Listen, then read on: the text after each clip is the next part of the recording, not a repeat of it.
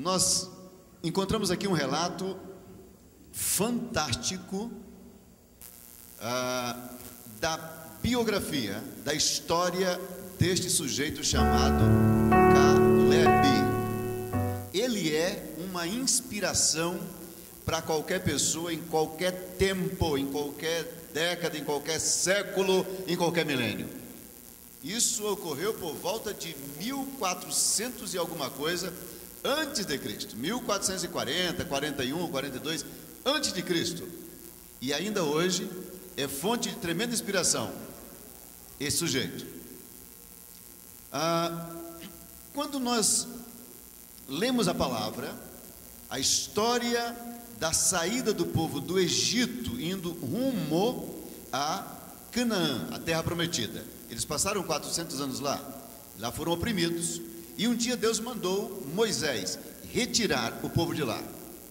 Moisés é usado pelo Senhor, e com toda a ação de Deus, o povo sai do Egito debaixo do jugo tacanho e terrível de Faraó. Eles têm grandes enfrentamentos pela frente, precisam ser alimentados, precisam de proteção, precisam de climatização para a temperatura que oscilava durante o dia indo a 40 e tantos graus e à noite caindo para 5 graus, o que é habitual no deserto. Eu já estive lá algumas vezes, saí quantas vezes do Egito com grupos, vamos então para Israel, faz todo o território de Israel, volta pela Grécia e tal. Já levei grupos algumas vezes, eu conheço as estradas, e na maioria do tempo do ano tem essa grande oscilação de temperatura. Quem foi lá conhece isso. Ok, Moisés sai com mais de 2 milhões de pessoas que estavam, você imagina, uma quantidade enorme de gente no deserto desse. E aí o Senhor fornece um clima maravilhoso. Deu uma nuvem que fazia sombra durante o dia e dava um clima especial, e à noite uma coluna de fogo aquecia as pessoas e ainda iluminava. Para a providência de alimentação, ele mandava diariamente o maná, uma comida saborosa que chegava à noitinha, e eles de manhã saíam e colhiam isso. Água, saía água da rocha, e Deus alimentava o povo. E houve um fenômeno interessante, eu contei até aqui, um fenômeno fantástico, que foi a roupa e os calçados não se desgastarem durante 40 anos. Isso é um fenômeno.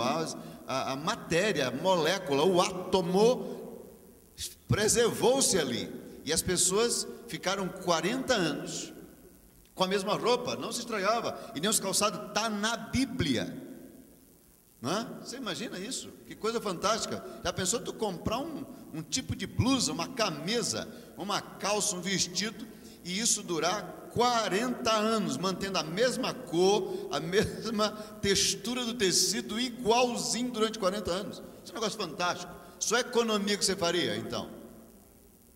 Deus providenciou isso. E Moisés, então, atravessa o Mar Vermelho, um milagre estupendo e maravilhoso do Senhor, e vão caminho à terra prometida. Ok. Em determinado momento, nós encontramos a palavra de Deus, que Números, no capítulo 12,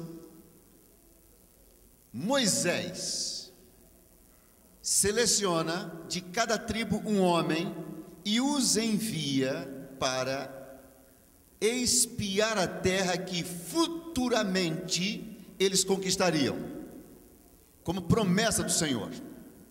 Então nós temos uma promessa, e eu quero que vocês vão até lá, vocês andem nesta terra, em toda, está escrito nos textos, Números 12, 13, vocês andem em toda a largura dela, em toda a dimensão, vão nos vales, verifiquem os montes, lugares que são terras áridas, as terras férteis, vejam as pastagens, que tipo de fertilidade tem nesse solo, vocês verifiquem tudo, lugares de árvore, de bosque, o que tem, que não tem, tragam todas as informações. Mandou 12 homens. Entre estes líderes de cada tribo estavam Josué, que era o seu servidor, o assistente dele, e Calebe. Os homens foram, passaram dias nessas terras, andaram em todo lugar, e quando retornaram, trouxeram um relatório.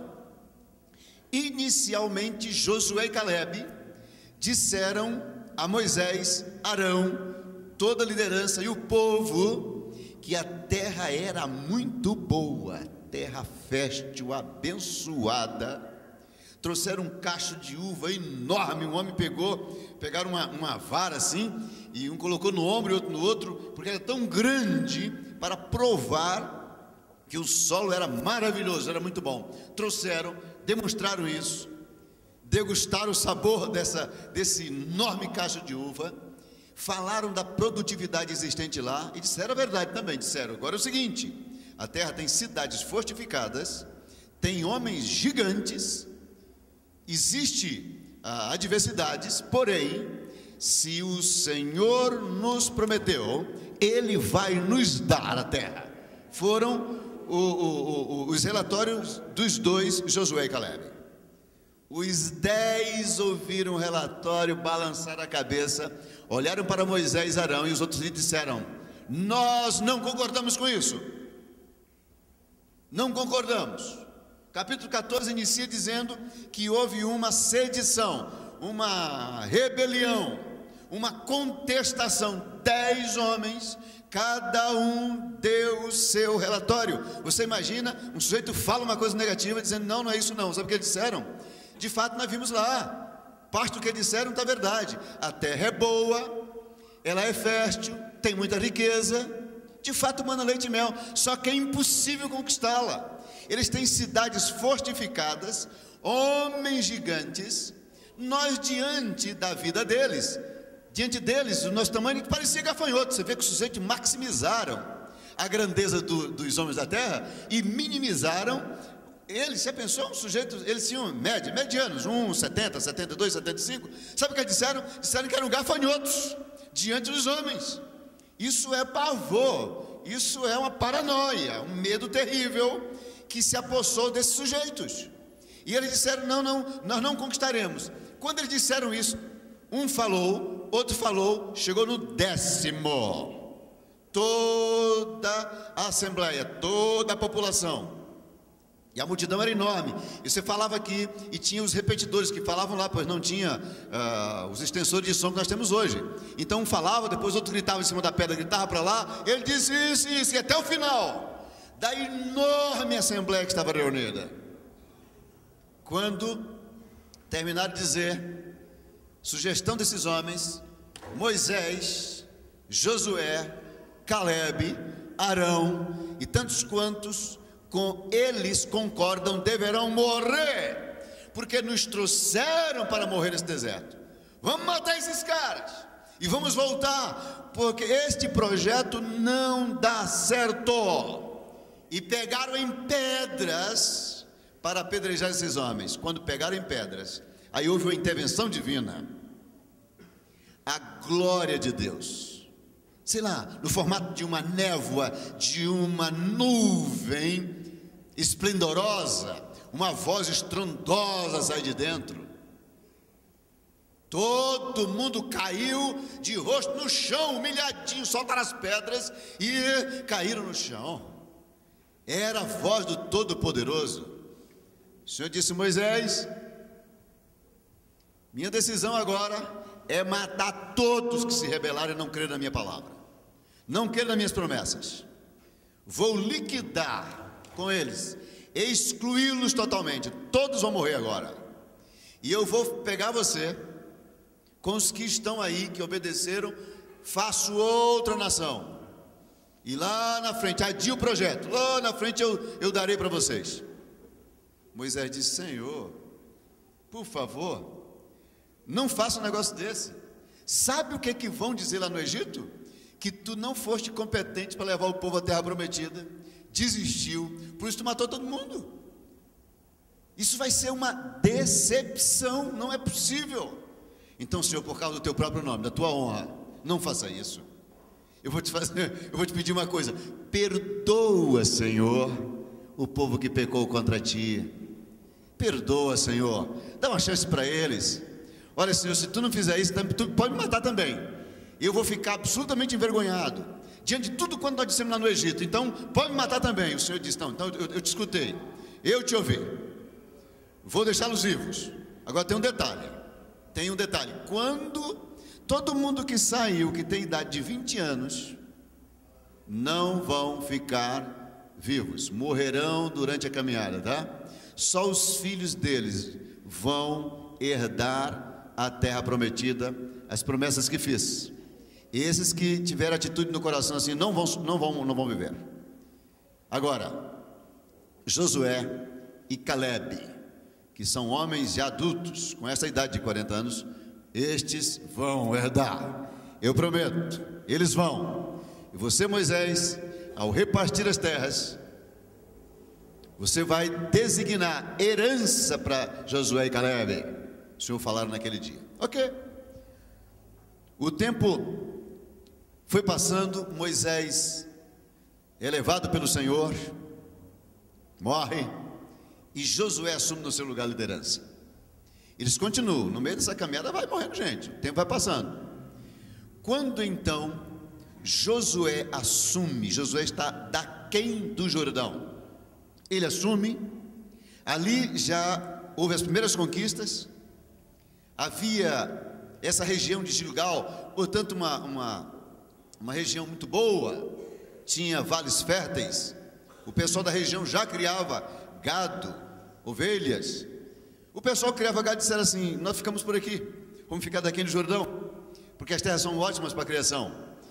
E ele disse: tudo bem, vocês poderão ficar aqui, só que tem um detalhe, deixa gado, as famílias, só que todo homem preparado para a guerra tem que ir na frente comigo.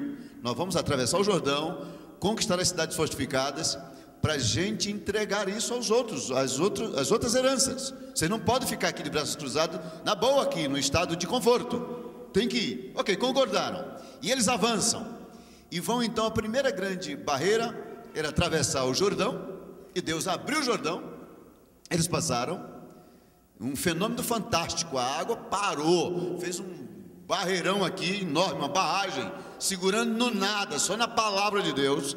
E aí o povo passou de pé enxuto, disse que a barragem foi tão grande, que foi até em cima, na cidade de Luz, em Betel, fez uma enorme barragem, um lago. Depois que eles passaram, soltou água e desceu. Estes homens atravessaram e conquistaram primeiro Jericó, e daí para frente foram conquistando as cidades. Ok, eles já estavam anos lá na frente, tinham consolidado várias conquistas. E aí Josué, aquela história, quando você conquista um bocado de coisa, a tendência nossa é ficar na zona de conforto, já está bom, se conformar. Parece que tinha acontecido isso. Josué estava, o pessoal conquistou, ainda tinha terras para serem conquistadas, Hebrom e outras regiões estão lá, e Josué naquela